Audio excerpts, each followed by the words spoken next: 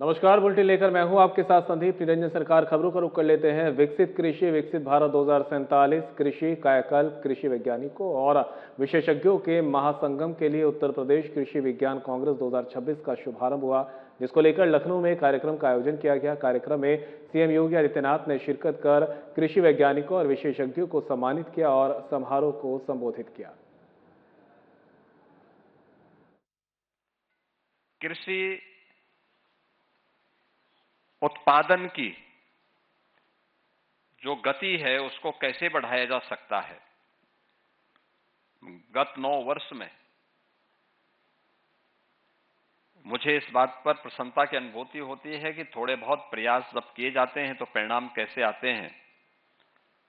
हमने कृषि विकास की दर को उत्तर प्रदेश के अंदर 8% से बढ़ा करके 18% तक पहुंचाने में सफलता प्राप्त की है।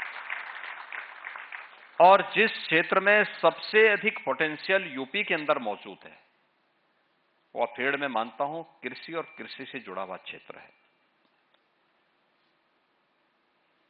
अगर आप भारत के विकसित भारत और आत्मनिर्भर भारत की गाथा को देखेंगे, जब ये भारत दुनिया के अंदर दुनिया की अर्थव्यवस्था में, जब उत्तर प्रदेश यानी भारत जब 44 से 45% अर्थव्यवस्था पर उत्तर प्रदेश का अधिकार था, उसका आधार भारत की कृषि थी, यानी भारत का अन्नदाता किसान था और भारत का कारीगर था। यानी यही दो थे। यहां पर खेती को हमने केवल किसान को केवल खेती तक सीमित नहीं रखा था, वो अपने आप में कारीगर भी था। ये दोनों काम मिलकर के होते थे। हमारा किसान उत्पादक था और वही किसान जब कारीगर के रूप में काम करता था तो उद्यमी के रूप में भी अपने आप को स्थापित करता था। यानी कारीगर उत्पादक से उद्यमी बनने की गाथा है भारत की कृषि की, और वैदिक काल से उत्तर प्रदेश उसकी भूमि रही है। आक्रांताओं ने भारत की खेती पर ही हमला नहीं किया, यहां की उद्यमिता पर भी हमला किया। जो किसान पहले उत्पादक था और फिर उसको कारीगर के माध्यम से उद्यमी बनने की गाथा को आगे बढ़ाता था, उसको केवल कच्चा माल पैदा करने का अधिकार दिया गया।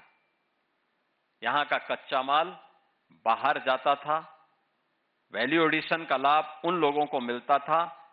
हमारा किसान जो उत्पादक था, वह उत्पादक किसान कर्जदाता हो गया।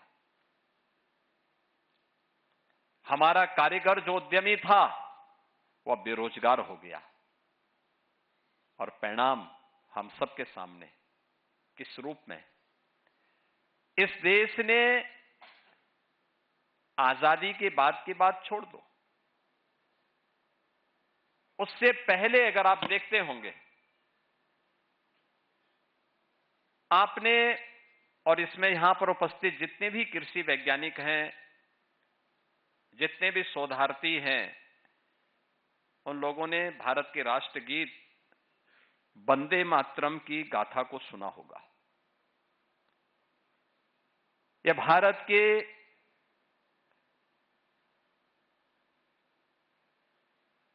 अंदर आनंद मठ पर आधारित एक उपन्यास है, उस उपन्यास का एक पार्ट है। यह बंगाल के त्रासदी पर आधारित गीत है। बंगाल के अंदर जब अकाल पड़ती है, क्या स्थितियां हुई थी, लोग भूखों मर रहे थे। वहां का एक जमींदार महेंद्र नाथ के परिवार पर भी किस प्रकार की बीती थी। और फिर सन्यासी विद्रोह हुआ था। उस समय के ब्रिटिश और औपनिवेशिक काल में किस प्रकार का शोषण होता था, उसकी पूरी गाथा उस आनंद मठ के अंदर समाहित की गई है। यह भारत के उस उत्पादक किसान को जब कर्जदाता बना दिया जाता है, तो कर्जदाता बनने की गाथा अकाल के रूप में और त्रासदी के रूप में हम सब के सामने देखने को मिलती है। और यही हम सब ने देखा है, यही गाथा है हमारे सामने।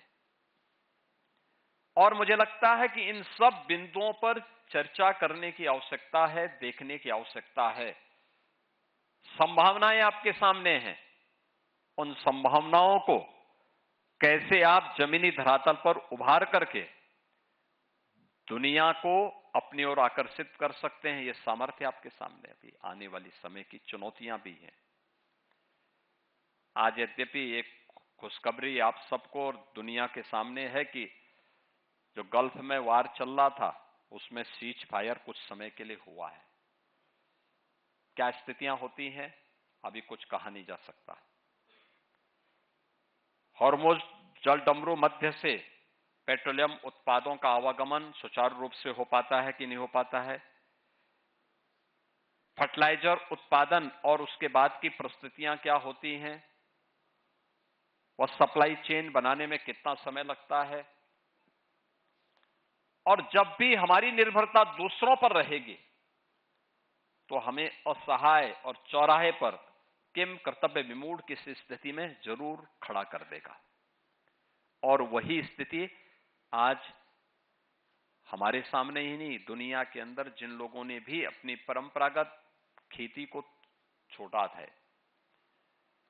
वैदिक कालीन भारत, हमारे गांव की इकाई आत्मनिर्भर होती थी, उत्पादक और उद्यमिता जब किसानों के पास थी। एक साजिश के तहत उस आत्मनिर्भर इकाई को ही भंग किया गया। आज गांव बदहाल हैं, पलायन है। हर व्यक्ति सरकार को कोसता तो है, लेकिन शासन की योजनाओं से जुड़ने में कोताही महसूस करता है। हमने कोई ऐसा इकोसिस्टम नहीं तैयार किया जो हर सम विषम परिस्थितियों में टॉप टू बॉटम प्रत्येक कड़ी को जोड़ते हुए उन चुनौती का सामना करने को अपने आप तैयार कर सके। और इसीलिए हर पक्ष अपने अपने उसको लेकर के काम करता तो है, लेकिन उसके परिणाम किस रूप में आने चाहिए, ये चुनौती होती है। उत्तर प्रदेश जैसे राज्य में, जहां मैंने आपको बताया सबसे अच्छी उर्वरा भूमि हमारे पास आज भी मौजूद है, सबसे अच्छा जल संसाधन है, 9 क्लाइमेटिक जोन आज भी उत्तर प्रदेश के अंदर मौजूद हैं। इसके अनुरूप वहां पर थोड़े से प्रयास हों, कैसे लोगों के उसको बदला जा सकता है। मैं गत वर्ष देखा कैसे जब प्रधानमंत्री जी के आह्वान पर एक कार्यक्रम प्रारंभ हुआ कि खेती की बात खेत पर, हम लोग कुछ जगहों पर गए। ये मई जून का महीना रहा होगा, और हम लोगों ने देखा कि वहां पे तीसरी फसल खड़ी थी किसान के खेत में। खेतों में उतर करके हम लोग गए, हम लोगों ने किसानों से पूछा, संवाद किया, तो क्या परिणाम है। उन्होंने कहा हमें प्रति एकड़ 1 लाख रुपए की बचत हो रही है मक्का की खेती करने पर। यानी 1 लाख रुपया एक किसान 1 एकड़ में प्राप्त कर रहा है। और ये तीसरी फसल है जिस प्रदेश में पहले एक फसल लेने में किसान को परेशानी होती थी, क्योंकि बिजली नहीं थी, पानी नहीं था, समय पे बीज नहीं मिलते थे, समय पे उसके लिए कोई प्रोक्योरमेंट सेंटर नहीं स्थापित होता था। हताशा थी, निराशा थी, खेती लोगों के एजेंडे का हिस्सा नहीं थी। कृषि विज्ञान केंद्र उत्तर प्रदेश में ऐसे पड़े हुए थे जैसे बंजर हो। बड़ी बड़ी झाड़ उगी हुई थी। और 17 में जब हम लोग इस दिशा में कार्य प्रारंभ किए, उस समय हमारा जो झांसी में सेंट्रल एग्रीकल्चर यूनिवर्सिटी है, उसके जो इस समय के वीसी हैं, उस समय वह कृषि विज्ञान केंद्र की दिशा से उत्तर प्रदेश में आए थे और उस समय उन्होंने इस दिशा में प्रयास प्रारंभ किया। आज मुझे बताते हुए प्रसन्नता है कि कृषि विज्ञान केंद्रों के बारे में जब मैं जानकारी लेता हूं जनपदों में, तो पता लगता है वहां सप्ताह में कोई ना कोई कृषि पर आधारित गोष्ठी और किसानों का प्रशिक्षण कार्यक्रम हो रहा है।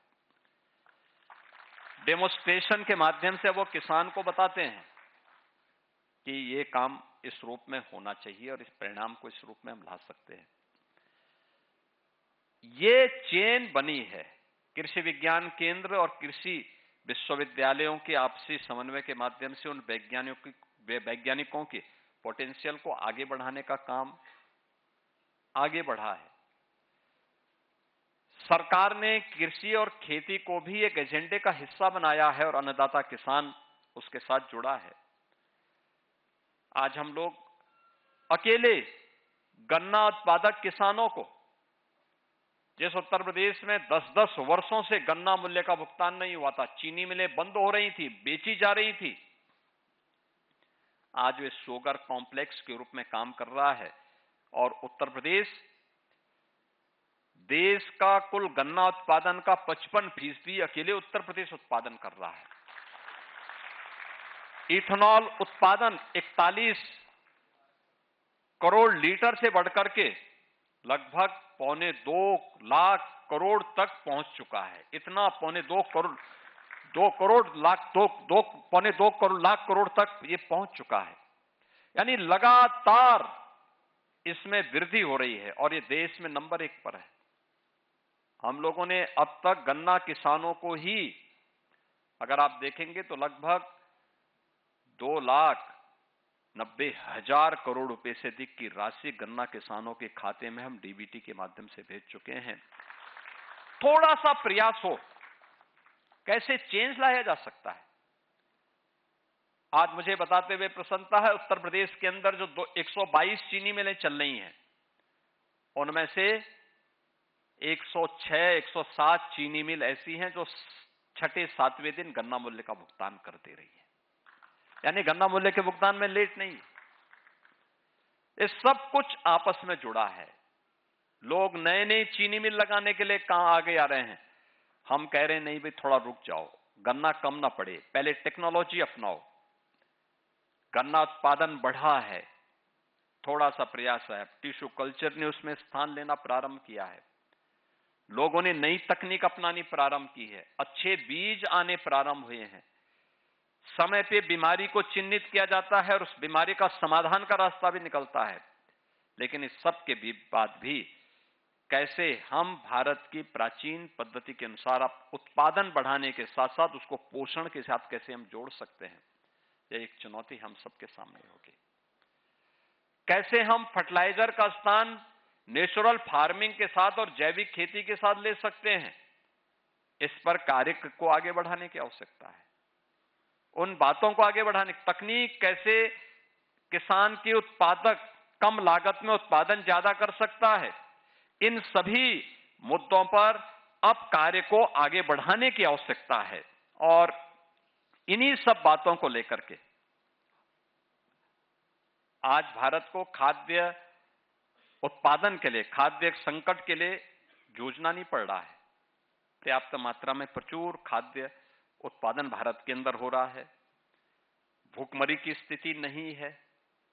चेंज कैसे लाया जा सकता? 2014 के पहले याद करिए, देश के अंदर सबसे ज्यादा किसान आत्महत्या कर रहा था। आज देश के अंदर ये स्थिति, अगर किसी का इंडिविजुअल कोई मामला हो उसको छोड़ दिया जाए तो आत्महत्या किसान के स्तर पर एकदम समाप्त हो गया है। ये परिवर्तन, किसान की आमदनी कई गुना बढ़ी है। यह परिवर्तन आज हम सबको एक नया चेंज हम सबको देखने को मिलता है और इसलिए आज के दिन पर हम सब इस बारे में देखते हैं। मैं 17 के पहले भी देखता था, 17 के बाद भी मैं लगातार इस बात को देखता हूं। 17 के पहले की चुनौती क्या थी? कोई यानी पब्लिक के मन में, किसान के मन में एक अविश्वास था। उसको सरकार पे कोई फेथ नहीं थी, उसका कोई विश्वास नहीं था, क्योंकि उसे मालूम था ये लोग जो बोल रहे हैं इनको खेती किसानी से कोई मतलब है नहीं। किसान आत्महत्या करता था, पलायन करता था, अलग अलग प्रकार से वह प्रताड़ित होता था। कोई सरकार की नीति नहीं थी। अन्नदाता उस समय केवल एक चुनावी मुद्दा होता था और इसीलिए जाति के नाम पर लोग बांटते थे, तमाम प्रकार के वादों में बांटते थे। लागत अधिक थी, उत्पादन कम होता था और जो उत्पादन भी करता था उसमें बिचौलिए हावी थे। यानी प्रोक्योरमेंट सेंटर नहीं चलते थे, बिचौलियों के माध्यम से सब खरीदा जाता था और परिणाम क्या होता था? अन्नदाता कर्ज के रूप में बोझ से दबता था और वह आत्महत्या करने के लिए मजबूर होता था। और 2017 के बाद हम लोगों ने कार्य जो प्रारंभ किया, आज हमारे पास इसके लिए स्पष्ट नीति है। हमारे पास आज अन्नदाता किसान को बीज से लेकर के उसके उत्पाद को खरीदने और उसको वैल्यू एडिशन के साथ जोड़ने के लिए भी सरकार के पास एक स्पष्ट नीति भी है, कार्यक्रम भी हैं और हम उसके उत्पाद को लागत का 1.5 गुना से अधिक दाम एमएसपी के रूप में उसको उपलब्ध करवा रहे हैं, उसके क्रय केंद्र के रूप में ही उसे हर प्रकार का सपोर्ट दे रहे हैं। यानी उत्तर प्रदेश के अंदर 85 से 86% भूमि तो सिंचित भूमि है। सरकार के द्वारा संचालित ट्यूबवेल तो पहले से फ्री बिजली दे रहे थे, नहरों से फ्री पानी हम दे ही रहे थे, लेकिन साथ साथ उत्तर प्रदेश के अंदर 16 लाख ऐसे ट्यूबवेल थे जिनको बिजली का कनेक्शन लेकर के किसान संचालित करता था और उसको बिजली का बिल चुकाना पड़ता था। हम लोगों ने 2 वर्ष पहले उसको भी माफ करके सरकार उसका भुगतान करती, 3000 करोड़ रुपए सरकार उसका भुगतान उत्तर प्रदेश पावर कॉर्पोरेशन को करती है और किसान को फ्री में बिजली वहां भी उपलब्ध करवा रही है। जो 23 लाख ऐसे ट्यूबवेल हैं जो आज भी बिजली के कनेक्शन नहीं, उसको हम सोलर पैनल से जोड़ने की कार्रवाई को आगे बढ़ा रहे हैं, जिससे अन्नदाता किसान को वहां भी राहत मिले। नहरों का जाल बिछाया जा रहा है। आप सोचिए, वर्षों से, कई दशकों से सरयू नहर राष्ट्रीय परियोजना 1972 में योजना बनी थी, 1977 में उसका शिलान्यास हुआ था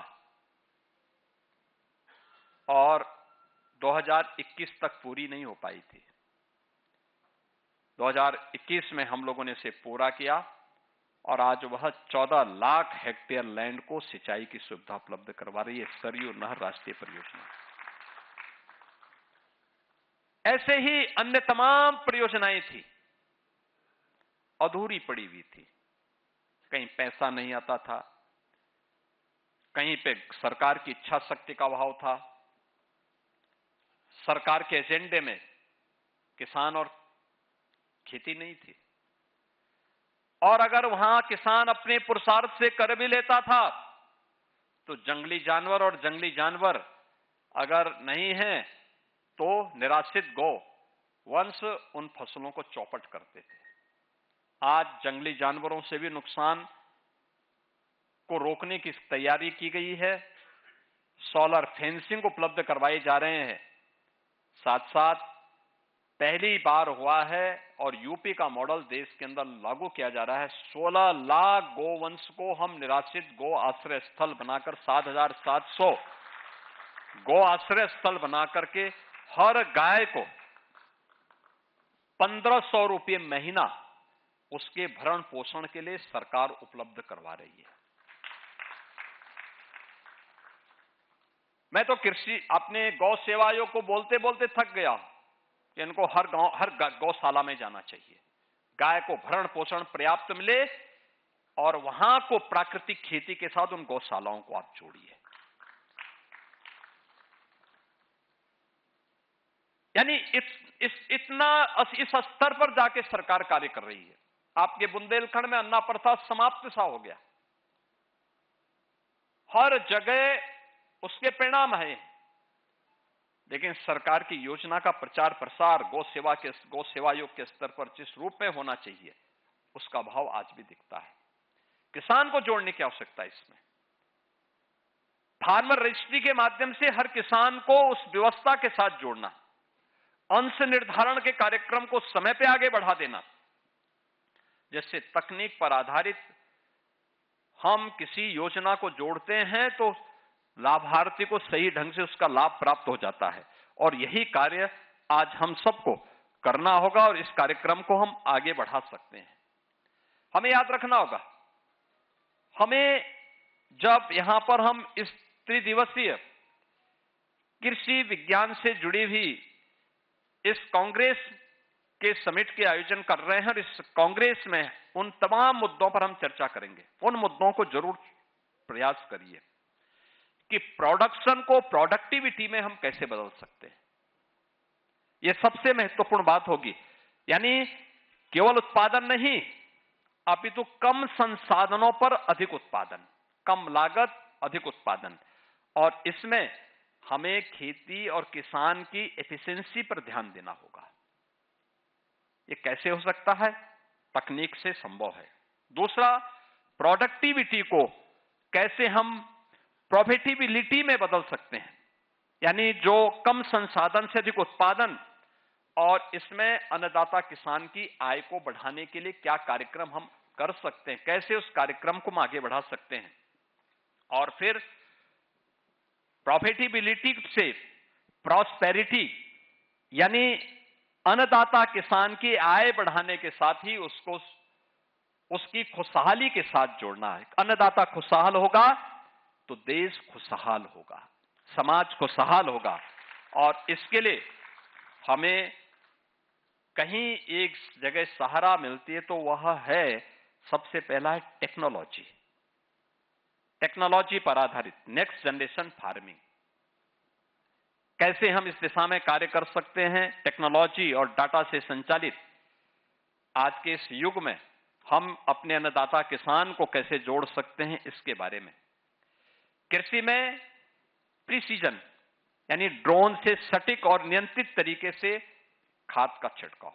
आप देखते होंगे खेती में जहां पे तकनीक का उपयोग किया जाता है, एक जैसी खेती दिखाई देती है, लेकिन जहां पर लोग बेतरतीब तरीके से छिड़काव करते हैं तो उसमें भी खेती में भी विषमता हमें देखने को मिलती है। सब पता लग जाता है क्या स्थिति है, हम उसका कर सकते हैं। सैटेलाइट से भूमि और मौसम की निगरानी करना। आप देख रहे होंगे इस समय असमय बरसात, अतिवृष्टि, ओलावृष्टि, आंधी तूफान के कारण खड़ी फसल पूरी नष्ट हुई है।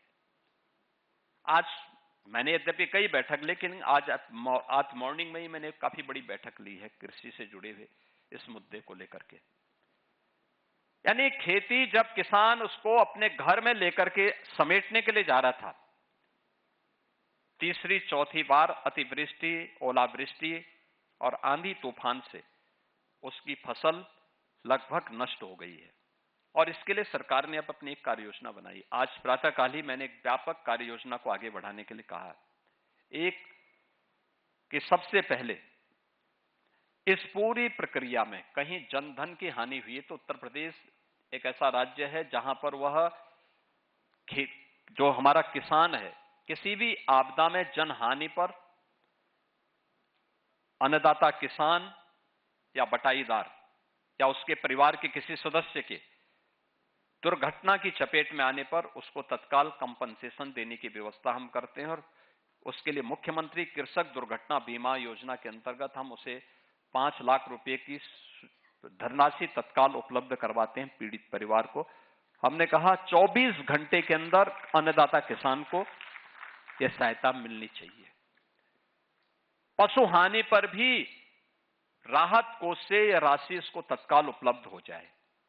अगर किसी किसान का या किसी नागरिक का आवास अग्निकांड की चपेट में, तूफान की चपेट में, अतिवृष्टि या ऐसी किसी चपेट में आ गया, तत्काल उसके लिए मुख्यमंत्री आवास योजना में एक आवास उसको उपलब्ध करवाने की कार्रवाई भी करें।